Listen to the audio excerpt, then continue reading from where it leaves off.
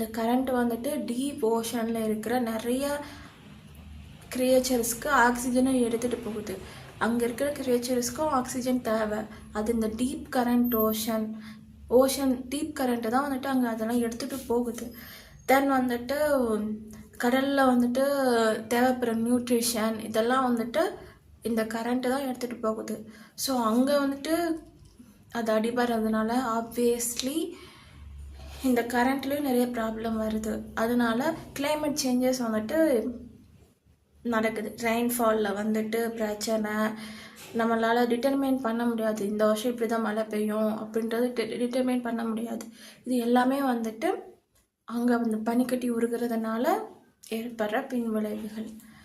இதனால தான் சொல்கிறேன். நான் என்ன இருக்குது சொல்கிறதுக்கு, நம்ம ஒரு பொருளை வந்துட்டு யூஸ் பண்ணுறச்ச அதை வந்துட்டு அது எந்த மாதிரி எக்கோசிஸ்டமில் வந்துட்டு ஒரு எஃபெக்ட் பண்ணுது அப்படின்றத நம்ம யோசிக்கிறது இல்லை.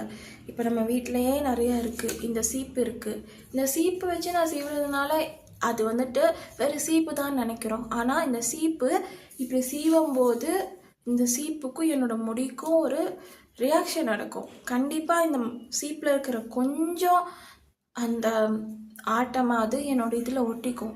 இந்த சீப்பில் இருக்கிற கொஞ்சம் மரக்கட்டையாவது, அது எவ்வளோ சைஸு நமக்கு தெரியாது, பட் கொஞ்சம் மரக்கட்டையாவது இதில் ஒட்டிக்கும். அண்ட் நம்ம வீட்டில் இருக்க நிறையா பொருள் இந்த மாதிரி தான். அது எப்படி வருது, அது எந்த மாதிரி நம்ம அதை குப்பையாக போட்டோன்னா அது எப்படி அது எஃபெக்டை கொடுக்குது அப்படின்றது நமக்கு தெரியறதே இல்லை.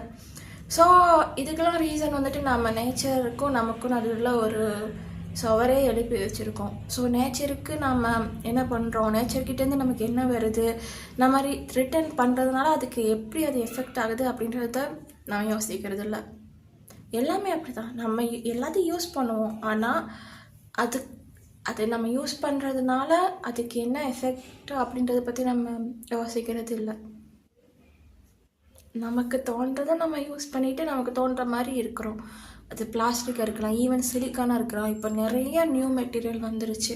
அதெல்லாம் வந்துட்டு நம்ம யூஸ் பண்ணி போட்டோன்னா அது ரீசைக்கிள் பண்ணுறதுக்கு எவ்வளோ காசு ஆகும், ரீசைக்கிள் பண்ண முடியுமா, இதெல்லாம் வந்துட்டு யோசிக்கிறது இல்லை. சில பொருளெல்லாம் வந்துட்டு ரீசைக்கிளே பண்ண முடியாது.